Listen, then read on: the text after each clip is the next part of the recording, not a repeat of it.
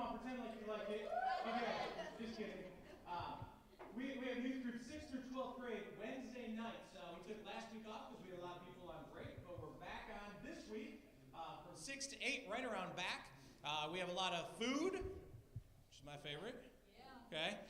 We're going to have a lot of fun. We have a great message and everything for you as well. And even better, Saturday night, everybody's been talking about this for the last year, we have Teen Terror back.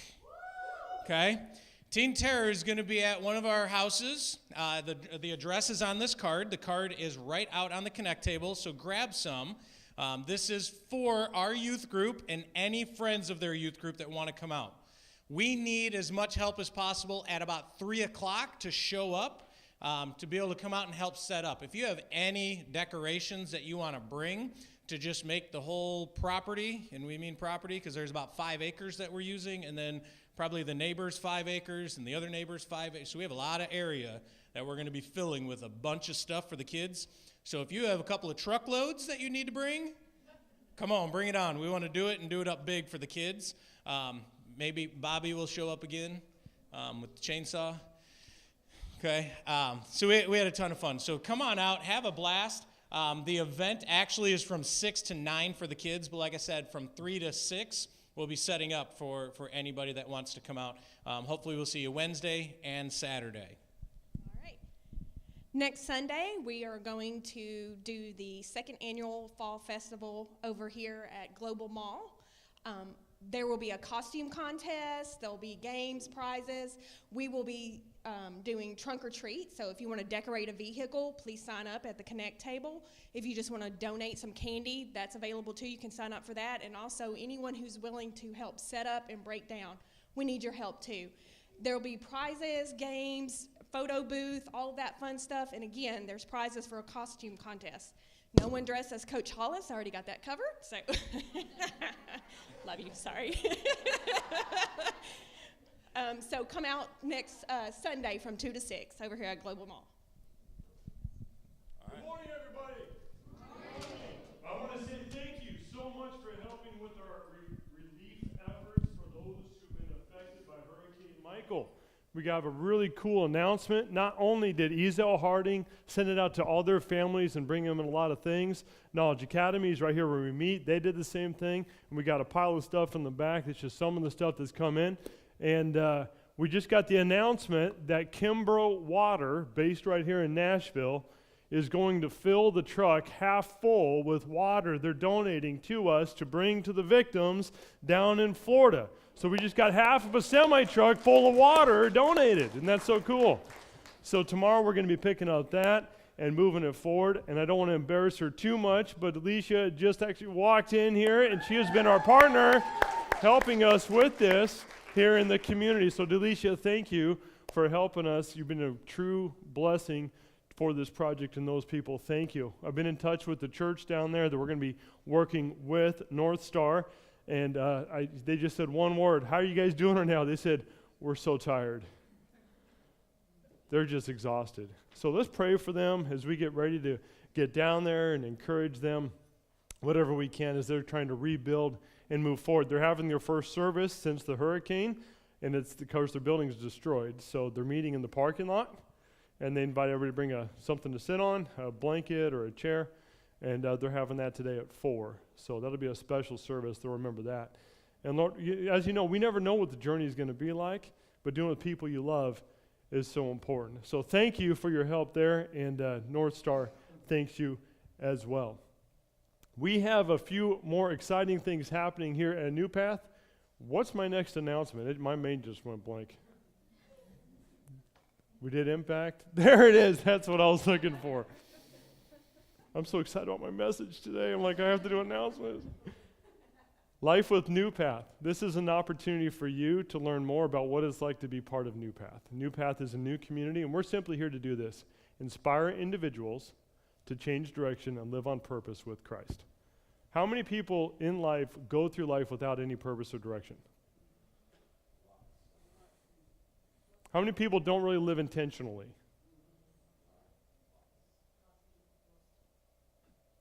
Friends, we want to do something about that. Wouldn't it be great when you wake up in the morning, you know what you're going to do to actually live for something that matters in your life with your own direction, your own purpose? So this, in January, we're going to be starting our first My NewPath class, which is going to teach you some self-leadership to do this. But life with NewPath is simply, what does it take to just be part and to serve along with us? As you know, this is a volunteer ministry. It's an opportunity to get involved, but just meet some of the staff and the team. We don't have any staff yet, the leaders here and different things. So we'd love for you to come out. Why would you start a church in the middle of the Bible Belt? I was really bored one day, and I thought, let's just start a church. As the founding pastor of this ministry, that was really not very exciting to me, to just start a church. There's a lot of churches. But what did excite me is to help people start preparing their life for something that actually matters. We call the things that actually matter our life criticals here in NewPath. In the series Keys, this is what it's about. Helping you discover and take the next step on your journey on the things that matter. And the 4 areas that we just spent the last 4 weeks on are our faith, our relationships, our character, and our health. Last week, we spent time talking about health. And when people say take care of your health, the first thought we have is what? Our bodies, right? Well, we identified last week that health is far more than just our bodies. It's our souls and our spirits. And our souls is our mind, our feelings, and our choices. And I don't know if you're anything like me, but I have more trouble leading my inside a whole lot more than my body. Keeping my mind in the right place, keeping my emotions in the right place. I have a lot more struggle with that than I do with my body. But we also know that there's 2 other things in this life that support those things that actually matter. It is our finances, which we're going to talk about today, and then next week, our vocations. So the verse that we've identified to kind of be the theme throughout this whole series is this. 2 Peter 1:3 says, by his divine power, God has given us everything we need for living a godly life. Aren't you thankful that God didn't just say, here you need to do it, but I'm not going to give you the tools to do it. He says, I'm going to come with you to give you everything you need to live this godly life. We've all received this by coming to know him, the one who's called us by himself by means of his marvelous glory and excellence. And so part of the things that we want to help you do in your life, if you say, Brian, if I go with NewPath for a while, what will I actually experience? We have a 4-step process. This is kind of our mission here in NewPath community. We want you to know yourself and to know God. Create My NewPath, which is what we talked about. We'll kick off in January. Build relationships so you can leave a legacy. That's our desire for you. And I hope that's your desire for you too. But our verse for today is this. In Luke 12:15-21, Jesus said this. Then he said, beware, guard against every kind of greed. I'm thankful we don't have to struggle with greed in the United States.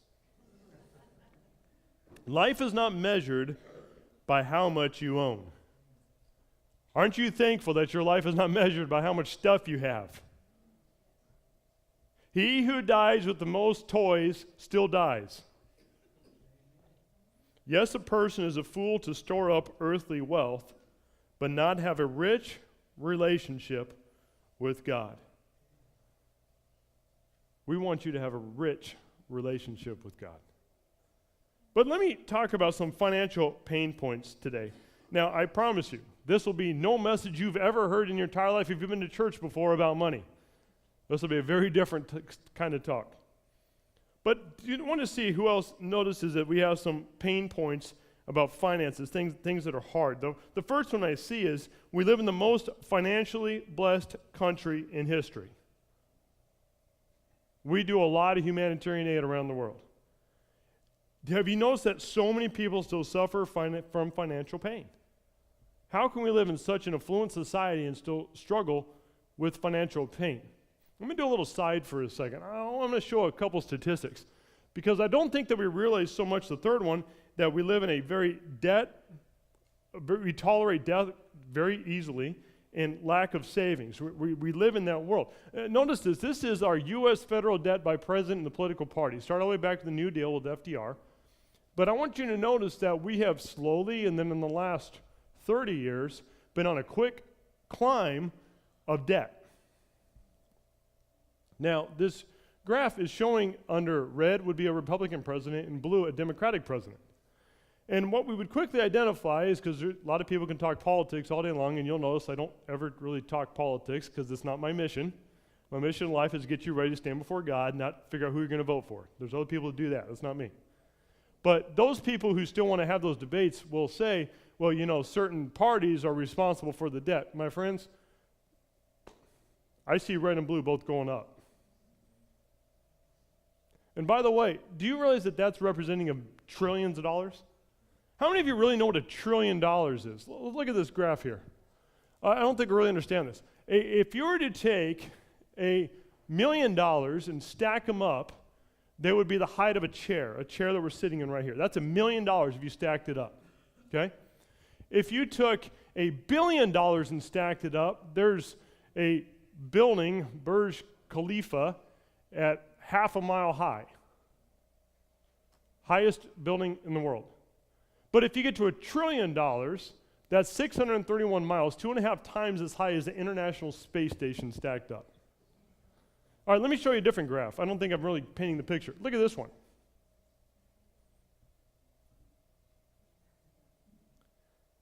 The guy right there is standing on the upper left corner next to $1 million. Now he's standing next to $100 million, a pallet full. Then he's standing next to $1 billion.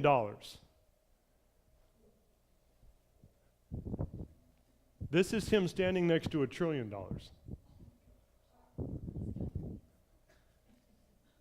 Okay, let me say it another way. I mean, I can get my mind around $1 million. I can. That's not too hard for me. But $1 billion is 1,000 million. $1 trillion is 1,000 billion. That's $1 trillion. Friends, our country is $21.6 trillion in debt. That is this pile 21 times. How many of you did not know this in scale? Just show me your hand. Okay, all right. Okay, look around the room. Okay, look around the room. And we're voting for people that are making these decisions on both sides of the aisles. My friends, my hope is not in Washington, D.C. this morning. All right, my hope is in the Jesus Christ, the King of Kings and the Lord of Lords, who has a lot better financial sense than humans. Amen. And so we're going to talk to the Prince of Peace today about his principles of money and see if it can help us, because his confidence and his plans for us are much better than that. That scares me. Now, I want you to notice something. When we live in a society that's okay with debt, it's really easy to start living that way in your own personal world. Let me illustrate this here. God gives us principles about finances. I'm going to talk about this more concretely in a minute. But when you live outside it, it causes you anxiety. When you live inside them, it causes a spirit of rest. I'll say that statement, I'll illustrate in a few minutes. But notice some other pain points that we have. Debt. How many of you like to get credit card bills in the mail? How many of you like to look at a mortgage bill? I mean, there's debt. I'm not saying all debt's bad. I'm just saying there's pain involved with it. There's low income in proportion to the standard of living. It costs a stinking lot of money to live anymore. Come on, somebody. There's a reason that we moved in the 80s to 2 incomes to support a family, just to try to live. And what's happening is now we're spending all this time trying to work and get money, so we don't actually have time for the things that are most important, our life criticals.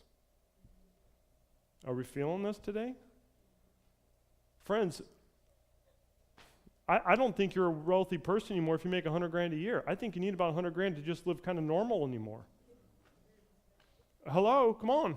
And you go get a job, and your job is $15 an hour. Like, hey, that's a pretty good wage. It's way more than minimum wage. That's not close to $100,000 a year, folks. It's like $25,000, $30,000. Well, you just have to work, 120 hours a week then. Folks, there's a lot of pain that we're feeling about finances. But we're going to talk about some of the answers to those today. low income, confusion in investing. And then you finally get a few acorns together and you want to invest them to turn into more, and you send them and you have trouble. I've done that. And then there's this whole thing called materialism.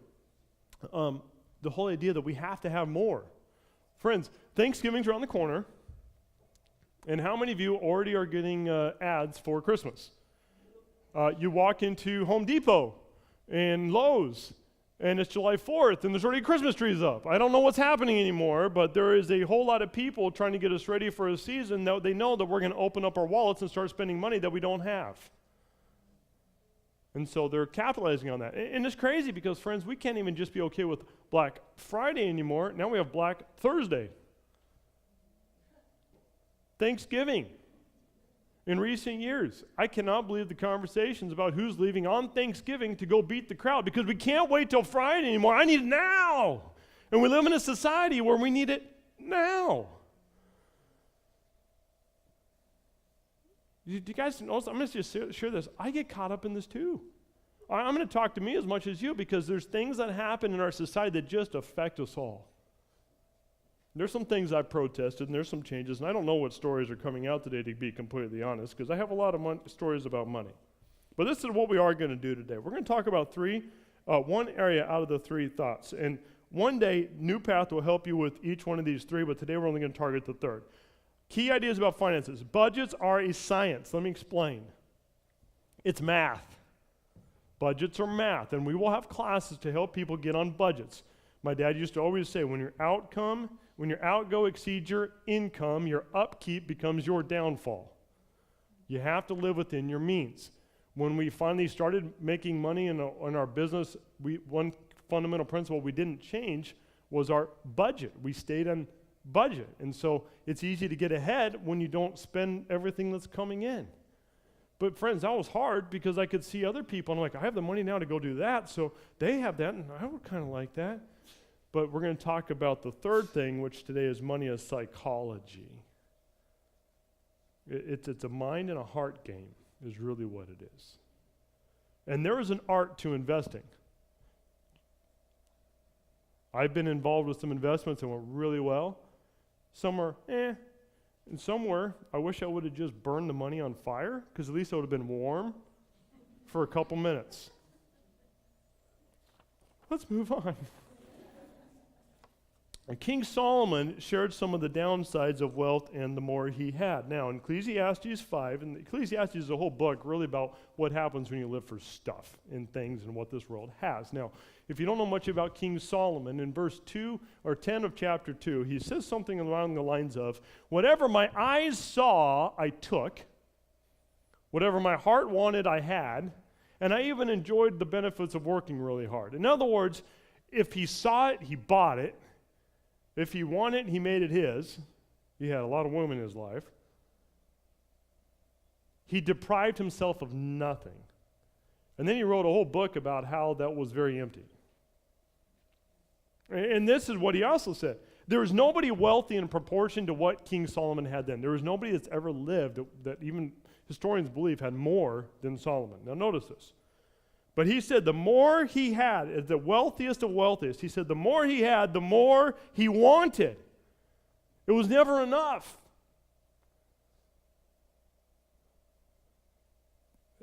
I can slide my hand up there. I've been there. The more he had, the more people came to help him spend it. The more he had, people were like, I have wonderful plans for your money. It's amazing how many people find out you have a few bucks and they think, man, I want it now. That's what he's noticed. By the way, friends, this isn't new. This is from thousands of years ago. Timeless truths. Notice the third one. The more he had, the quicker it went away. You spent it. The more he had, the more he had to worry about. Isn't it amazing that you finally get enough money to buy some toys and then you got to take care of your toys? Guys, I have a lot of little small motors and stuff from the years of construction around the house. And every year around March, I have this alarm that goes off that says I got to maintain all these toys I have. And I'm like, gosh, it costs a lot of stinking money and time to just maintain all these things. The four-wheeler's got to get taken care of, and the pressure washer's got to have oil. I mean, all these little motors, they have to be serviced, and it's a lot of time. And then when you finally get some toys, you got to use your toys. And so now you're like, man, I can't have the boat if I can't go use the boat. So we got to go on the boat, and you're on the boat. You're missing out stuff you need to be doing, and you're like, where does it stop? Friends, this isn't new. This has been around for thousands of years. And then the hardest thing is the more he had, the more he stood to lose. But the one before that I want to talk about for a second. He said the more he had to worry about. He actually says that the people who have the most are the ones who just can't sleep at night. Friends, I have been in those situations where not only did I have to worry about a lot of stuff, but I have to manage a lot of people and deal with a lot of things. It's very stressful, friends. There's many days I thought when I was running the business, I thought, boy, it'd be really nice to just be the guy that showed up, did the job, and went home. And all the problems were not my problems anymore. I can't tell you how many times you said this phrase. Nobody in the time would know this. I just want to burn down my business. I don't like this anymore. This isn't fun. When you get the phone call from the little old lady that you finally got to do her roof, who was a hard sell, and she calls you in tears because the guy's urinating off her roof. Let's continue. We will experience more peace when we live by God's principles. This is the big idea today. I want you to look to the person on your right. I want you to look to the person on your left. And I want to say, you can have more peace. Okay, that was not convincing. You can do better than this. You can have more peace if you live by God's principles. Okay, that was pretty good. Good job. All right, now, I want you to notice this Christmas verse that we pull out every time of year on Isaiah 9:6. This is, for a child is born to us, a son is given to us, the government will rest on his shoulders, and he will be called Wonderful Counselor, Mighty God, Everlasting Father, the Prince of Peace. The words prince and principles are derived from the same original Latin word. I'll explain this in a minute. Living by a prince's principles honors the prince, and living by the Prince of Peace's principles creates a life of peace. That was not created to be a tongue twister, but there's a lot of principles here that the prince gave us for us to live by for peace. Let me explain. Let me illustrate first. There are laws in the land that tell us how quickly we are allowed to travel on roads. They're called stop signs, or speed limits. Sorry. My mind is always 3 sentences ahead of my words, so I apologize at times. And in your traveling down the highway, I don't know if you've ever had to do this, but the speed limit says 70. But you're late. And you're thinking, Google says, Waze says, I'm going to arrive in 11 minutes at current speed and traffic. I need to be there in 8. I can do it. And we push it. Okay, tell me what happens on the inside of you. How much more do you become aware of your surroundings when you're speeding? Where's he hiding? Where's he at? Why do you think you have Waze looking where all the police officers are and slow down, here's alert? You know, I don't travel with Waze. That would be bad. That's a cheating thing. I don't even know what Waze is. Where'd that come from? And so you go there and you're looking at this, but notice what happens when you speed it and you go past it, and the more you push it, how do you feel on the inside when you actually get to your destination and you didn't get stopped? How do you feel? You feel anxious. Because you just spent that last time exceeding a principle. The opposite is true. I don't know what it is about Sunday driving, but everybody seems to go a little slower because you don't have to be anywhere. And getting home, I can get here in my house in about 5 minutes. I don't live far. It should take 10, but I can do it in 5. It's amazing when it takes 10 minutes to get home. I get home, I'm just kind of relaxed. There's no anxiety because I was below the principle all the way. All right. When God gives us principles in our life and we go below them, The prince of the principle puts peace in your heart. When you live above the principle, you have anxiety in your heart. I wonder if one of the reasons we're so anxious as our society right now is because we're living above the principles of God in our finances. And it's a cultural thing. I just showed you our government is totally okay with this. We have, all the billionaires in the world, if they gave away all their money to pay off the debt, would not cover 1 trillion of it.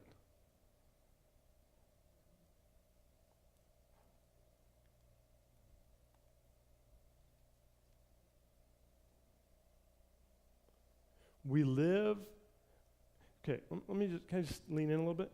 Maybe this is why we're just an anxious society. Maybe this is why we're trying to cope through so many things. Maybe this is why drugs are on the rise. Maybe this is why people are trying to experiment with more things, because we're just exceeding the principles of God and our souls are restless. And Jesus is saying, you don't have to live that way. I'm the Prince of Peace. Principles, prince, follow the principles, peace. I'm here to offer some peace today. How many of you could use some peace in your life? I will say probably the number, let me back up even more. Remember I talk about these life aids that are there to support the life criticals? Finances are one of the number one reasons that people take their life, blow up relationships, turn to all sorts of things because they're so stressful. But remember in our grand opening service that we talked about, Solomon gave us that nugget. He said, better have one handful of enough stuff with peace. There's the tie-in. Have enough to support the things that matter and use it that way. I love Tennessee. I love the weather here. I love the climate. I'm thankful I'm not freezing my hubcaps off all the time. When Denver's already had a couple snows and things, yeah, it's pretty, but it was cold. And we lived at 6,400 feet, and there were like 3 weeks. The last year we were there, it didn't get above freezing for 3 weeks. And all I did was snuffle and fall on ice and die, and I did not like it anymore. And there's something really cool about Tennessee, because when it snows here, the world stops. And y'all are hilarious when you drive here. I don't know. The first snow cracked me up so much. But the kids were at Lighthouse, and I was doing some volunteer work because I saw some things that could be done. I thought, I'm just going to help them do some projects, painting and some drywall work. And that week that I was helping them, they had their first snow, and man, they just shut it down. I'm like, I got my 4x4 truck, and like, this is nothing. So I'm like, I'm just going in. I got a key. I'm just going to go in and work for them and just help them. 36 cars were off the road. I live 5 minutes from here, between here and Lighthouse, and it was comical. And they're stuck on the road. They're over here. They can't do it, and I'm just driving around like, sorry, guys. I can't help you. I'm going to go over here. I'm like, this is crazy. But you know what I enjoyed last year about that is I kind of got into the Tennessee idea. I'm like, oh, it snowed. We can't go out. It's too scary. So we had a week of peace. Oh, I loved it. And then it reminded me of the feeling when you actually really do get snowed in the Rocky Mountains. And you really can't go out. There were a few times at our house in Parker when we get so much snow, we could not go out. I got my truck, that truck stuck in the driveway. Darn. And then all of a sudden the fire becomes magical. And it seems like the whole world, notice this, is quiet and tranquil and peaceful. My friends, I want to help you with this today.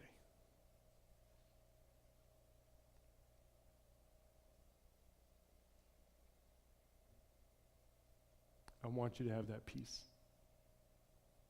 Of all the principles we've been teaching, if you will learn to submit yourself and follow them, it will produce peace in your life. Faith, character, relationships, health, all of those. You know something that really was another reason that we're doing NewPath is we lived in Parker, and Parker is one of the wealthiest communities in America. Douglas County has a lot of money in it. We were the poor kids in Douglas County. And we had a nice place. And we would go to our kids' football games and their basketball games with all these people who had ridiculous money, all the who's who of Denver. And it was hard not to get materialistic and say, man, I want them to think that I'm a somebody. But you know something that was very dark about Parker? It was one of the largest churches there was called Crossroads. And I'll never forget the day that their really dynamic youth pastor quit. He just said, I couldn't do it anymore. And I'm thinking, how can you be leading a huge, growing, thriving youth ministry and then just say, I got to leave and move. I can't do this anymore. One reason. He got tired of burying his youth. It's one of the highest teen suicide rates in America.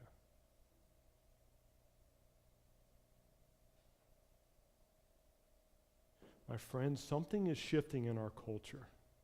You walk around Antioch, you feel it. There is an unrest with people. And my friends, I need to remind you, God's principles are not there to hurt you. They're there to help you. But he's a gentleman. He's not going to force himself in. You have to choose if you're going to follow him or not. If you do, you'll experience his blessings, his peace, his really cool things. And by the way, can I just say this?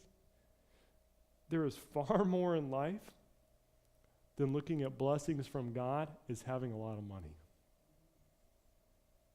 Because not all the money in the world can buy a peaceful heart. And the blessings that he wants to give you are the internal things, those life criticals that we spend all our time trying to help you have. I want to read a couple verses about this. Do I care how my life is measured? I want you to answer that question. Don't write it down, but I want you to answer in your heart right now. Do I really care what my life is adding up to? Or do I really care how it's going to be measured? Then he said, beware, guard against every kind of greed. Life is not measured by how much you own. So Jesus said this is what it's not, so what is it? That's where my question goes. That's what we're going to answer for a few minutes. In 2 Corinthians chapter 5, God says this, for we must all stand before Christ to be judged. We will each receive whatever we deserve for the good or evil we have done in this earthly body. Do you know what my job is up here, I believe?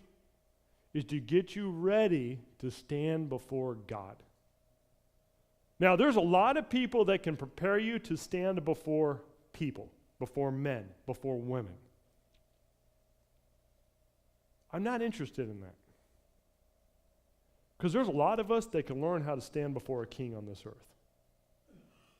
But are you ready to stand before your Maker?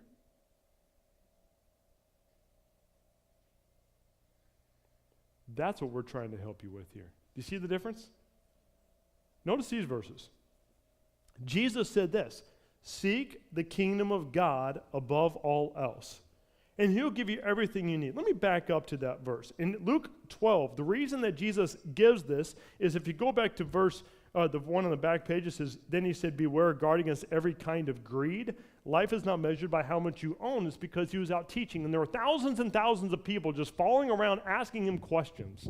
And he got this crazy question from the audience. Hey, Jesus, can you tell my brother, can you figure out how to get my brother to give me my part of my inheritance from my dad because he's taking it from me? And Jesus says, yeah, let's not do the greed thing. And then he goes on to say, let me tell you about this rich guy who was really good in crops. And he got so many crops, he filled his whole barn up. And then after he filled his barn up, he's like, but I still got more crops. And I'm really good at filling barns. So you know what I want to do? Get more crops and build bigger barns.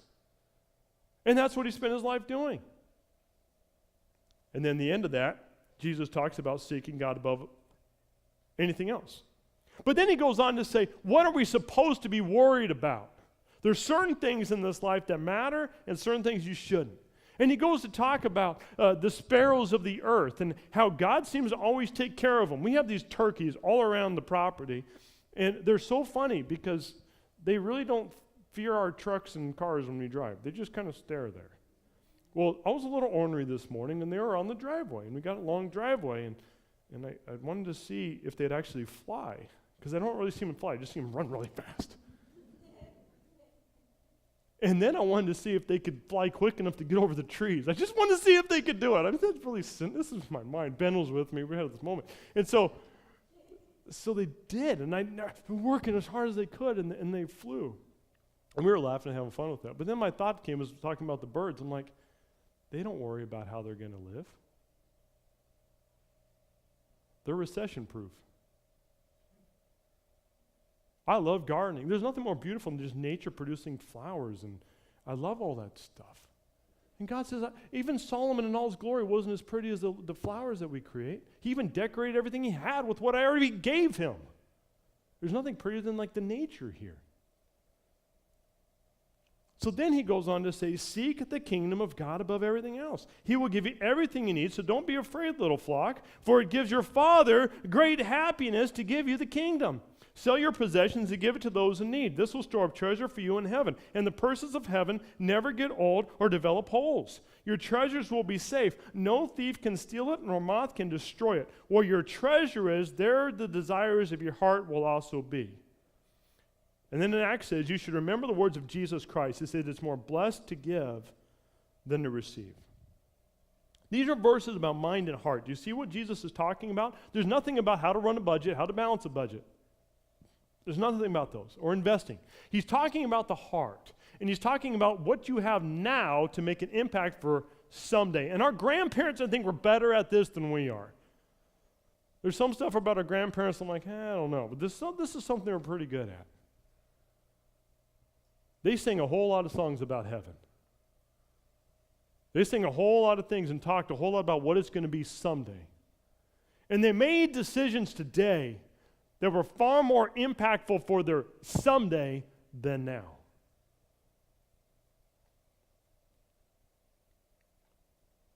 It's interesting. The greatest gifts that we've received to NewPath were from the next generation, the older generation. Not the upcoming ones, the older ones. Yet, they've accumulated more and they have more. But they have a spirit of generosity about them. And I believe they understand the idea of when they give, they want to give to something that's eternal. Let me give you some principles here. I want to give you another illustration, and we'll go from there. Notice these. Number one, live for God's kingdom with the long-term goals in mind. Do you know what your long-term goal for God's kingdom is? What are you going to say when you stand before God someday? I gave you all this stuff. What did you do with it? I'll tell you some stuff that NewPath will do. Our next series, starting in November, is going to be called #Blessed. And we're going to spend a whole month talking about receiving and giving blessings from God, from each other, to each other, just blessing people. And at the end of every gathering in November, we're going to surprise somebody and bless somebody. It's going to be a lot of fun. And then in our September series is going to be called Surprise. And in Surprise, we're going to create little cards for you to be able to take in the fun of what we're going to do in November personally out in the community. So you can go and when you're at Chick-fil-A, I'm sure thankful we have a Chick-fil-A now. Come on now. Jonathan's happy. He lives right next door. He's actually he moved into Chick-fil-A. I mean, he just got a deal done. But Chick-fil-A, isn't it cool to stand there and be able to say, okay, I got my Chick-fil-A and you're through the drive-thru. And it's amazing how they can move people through that drive-thru line. They are good at that. And then give them this card and say, hey, I want you to surprise the person behind me. I'm going to cover their meal. You don't know who they are. You just random acts of kindness. And then you go through, and then the person goes up and pulls out their credit card to pay and say, I'm sorry, here's a card. The car in front of you just bought your Chick-fil-A. And it'll say surprise, which is our Christmas series. God loves you and so do I. Flip it over and say something about what we just did for him, a NewPath. Why? It's more blessed to give than receive. I love just giving to people. I know there's a lot of Christians that talk about the idea of stewardship. which is important. That light is driving me nuts.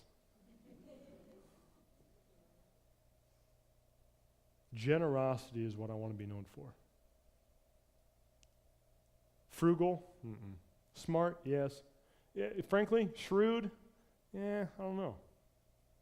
I don't really want my funeral to say, Brian was a really shrewd person. I hope they say he was smart with his money and he was radically generous. You see the difference? Live with God. He will take care of you. Do you even know how to do life with him? God's kingdom principles give us happiness. Did you read that? Father in heaven gives you great happiness to those who live in the kingdom. Invest in things that are eternal. By the way, can I just make it really simple? What's eternal things? People. Name one other thing you can take from this world with you to heaven. Your eternity is about how many people's lives you touch. Why do you think at 5 weeks old, when our friends were in need, we started doing something for them for Hurricane Michael? Because it's an eternal thing. It's helping people in need. It's what Jesus talks about. It's what we're supposed to do. It's who we are. You know, some people are like, well, why do you do that? That's just who we are. It's just that's how we roll. That's the idea. Notice this next thing. Use things to help people. In other words, don't use people to get things. Your spending indicates what you value. This is an important part. You want to say, okay, God, what do I really value? Just look at your checkbook. It'll tell you what you spend money on. What you spend money on is what you really value. Enjoy giving more than getting. Man, even as a high schooler, I was kind of that way. And I remember Sharon. I was doing this. I was 18 years old. My friends were dating, and I wasn't. Her cousin was in town, and I'm like, let's go into a movie or whatever. And then after we were in the mall, and I wanted to get everybody a drink. And so back then, I wasn't very healthy, and I drank a whole lot of Mountain Dew, and I always thought the bigger the better. And so I got this giant drink, and I said, I'll get you. And she's like, no, I can get my own. I said, no, I'll buy for you. I want to buy for you. I'll get you the biggest one. I don't want a big. No, you need a big drink. And back then, I'm thinking, man, bigger's better, right? And so now I can look back. She's just this little thing. It's this big old Coke, walk around the mall. I'm like, how embarrassing would that be? But I didn't think that way. I just want to give to you. I just want to bless you. It's just our heart. Enjoy giving more than getting. And I'm going to ask you this question. If you can't trust the Lord with your money, how can you trust him with your eternity?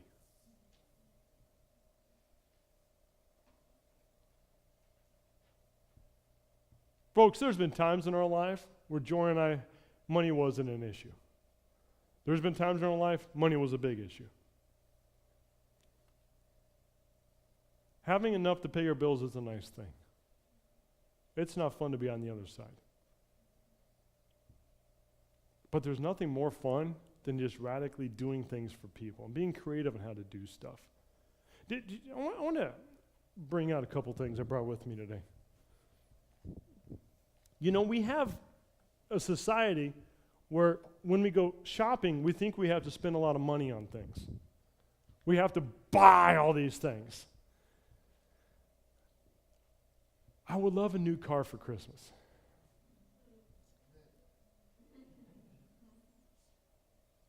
But did you know that some of the most impactful gifts that I've been given didn't cost a lot of money?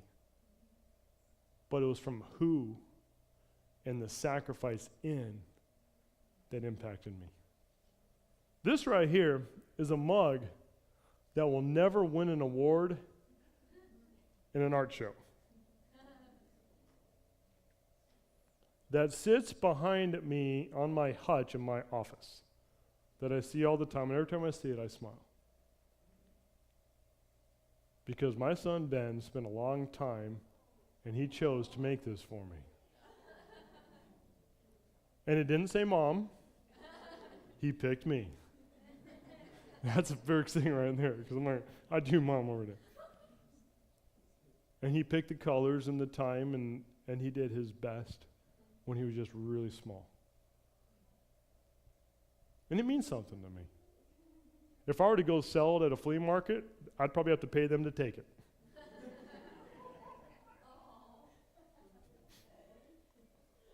But I would never want to do that because it means so much to me. Right? When we were first talking about doing this ministry and the phases of building a team and everything, tragedy hit some of the families here. And they went through a really dark time. And they're still dealing with a lot of that. And I was so caught up in the emotions and the memory, and I'll never forget they got the call that night when everything fell off the rails. And the world blew up in a minute. And they're still recovering from it. And I was so emotionally broken for their loss and their tragedy. It was one of the hardest funerals I ever had to do. And afterward, they brought me this compass. And we had just named this ministry. And my initials were on it.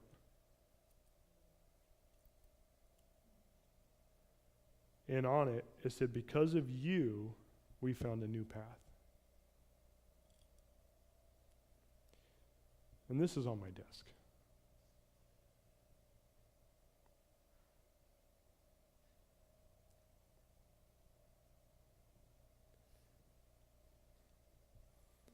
Friends, this is what matters.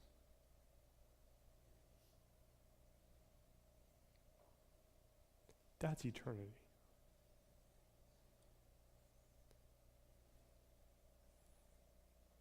What can you do to help somebody who needs you? Who can you walk with? Who can you show radical generosity to?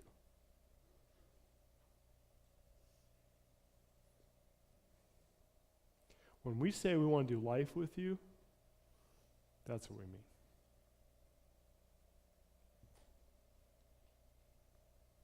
Friends, it's not about how pretty and glamorous what we can do. Can I encourage you to do something this year? Don't try to exceed what you did last year. Create moments to make memories with the people that matter most to you.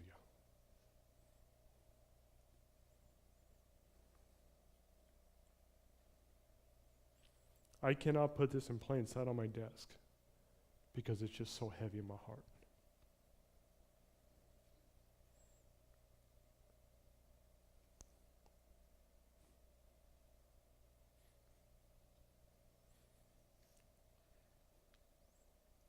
But when I need to see,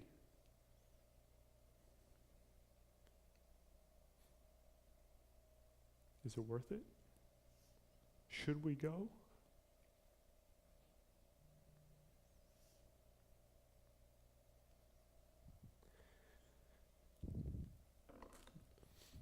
Money is psychology, friends. It's a hard issue. Can I implore you?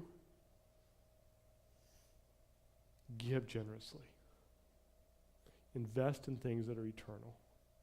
Help people in need. This Christmas, do something as a family. Go bless somebody. We're going to do something as a church for somebody who needs, maybe it's backpacks for homeless. We're going to do something. My friends, those are the memories. Those are the moments when you do something for somebody and have no way to repay you.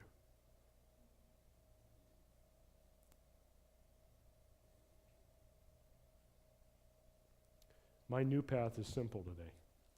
On the back of your bulletin, your notes, it says this. Where your treasure is, the desires of your heart will also be. If you say, Brian, I feel I'm very selfish. I'm feeling stuck I'm outside the principles of God. I'm doing those things. My friends, get your finances, do your budget, do all that. Have those classes. But I encourage you to start making adjustments to put your treasure where it needs to go, and your heart will follow. Very transparently, I struggled with this growing up, hearing all these messages on give God 10% and stuff. And I believe this, I try to live by this, is that we give 10 away to our church, we invest 10, and we save 10. That's our deal. We live on 70%. That's the way we've lived for years. It was hard to get that way, but it created margin.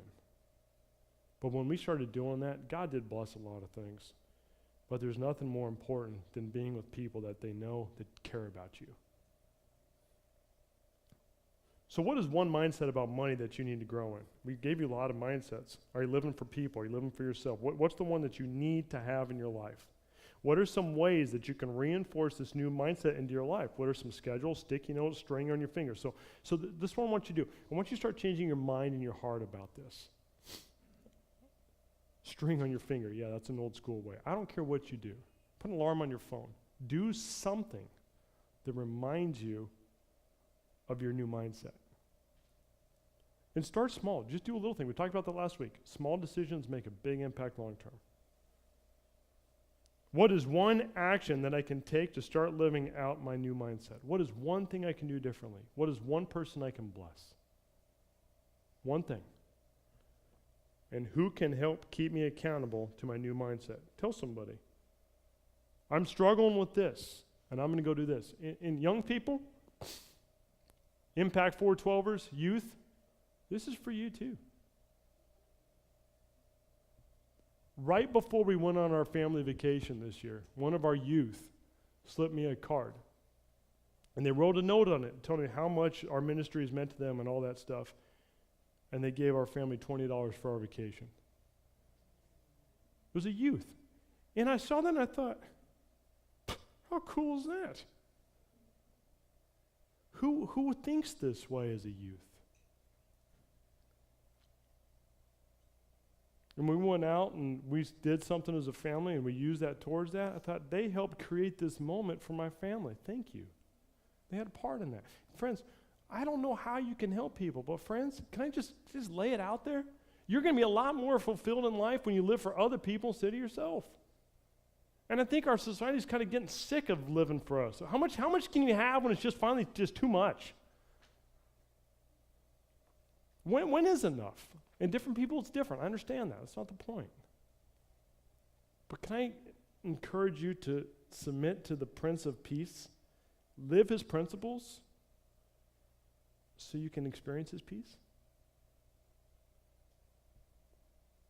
I'm going to pray over you today. And I want you to just have a moment with God. And the whole idea today is around two ideas. Either you're his kid and you're not experiencing peace and you want to have more of his peace, so there's a principle you're violating that you need to work on and grow. Or you really don't know this Prince of Peace. But today you need to meet him. So let's pray. And let's talk about that. God in heaven, we thank you for our gathering today. Lord, this was supposed to be a very fun and exciting talk.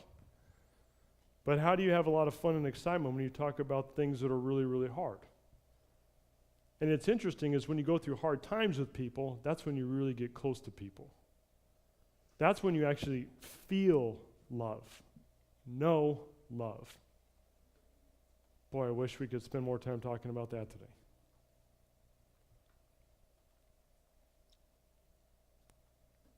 Your word says, let the peace of God rule in our hearts. And the way that peace rules in our hearts is when we live by the Prince of Peace principles. And Lord, I want to help somebody today experience more peace. We talked about a lot of different principles today. I know there's areas in my life that I've been violating because I know when I get scared sometimes I pull back and I don't want to take ground, or when things happen, I don't want to go forward. Or there's other times that I've struggled with having so much that I'm thinking I just need more instead of saying, when is enough? And God, I would encourage each one here to have a moment with you and just talk about how they want more peace and they're in violation of a principle which is causing an anxious soul. They're exceeding it. And God, it may be a subconscious way, as our society shows us, it's okay to just leverage your future because you want it now mentality. But Lord, even if we don't realize that's what we're doing, it will still cause anxiety in our hearts and relationships. And Lord, we want us to start with our heart, to turn it back to you, say, God, give me the courage to start growing in this area. God, I don't know which area, but that's what I love about this. You do. And so right now, reveal that to each one who's here today and see it.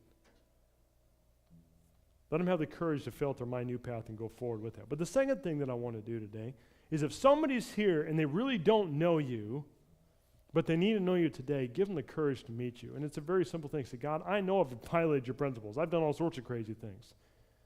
But Lord, I realize that the only one who could pay for what I've done wrong is Jesus Christ, and his blood became a currency that covers everything I've done wrong. And so the best way I know how, I receive Jesus Christ as my King of Kings to rule in my heart. And Lord, maybe that's where we mess up as Christians, is because we just talked to him about a father who forgives and works instead of a king who we're subject to, we need to live under. But Lord, when we come to you, we are people who desperately need your kingship. And so if there's somebody here that's receiving that today, give them the courage to do that. Be with these amazing people for being part of our service today. Bless them and help them to continue to grow. In your name we pray. Amen. If you're here today for the first time that you prayed to receive Jesus as your Lord and Savior, would you meet me at the Connect table? Because we have a Bible we want to give you and a book that a friend of mine wrote, and I have a letter that I prepared for you. Friends, thanks for being here today. The usher is going to come as we receive our offering, and we'll see you all next week for our last week on our series Keys, and we look forward to serving together our community at the Fall Festival, and see all of you at Teen Terror.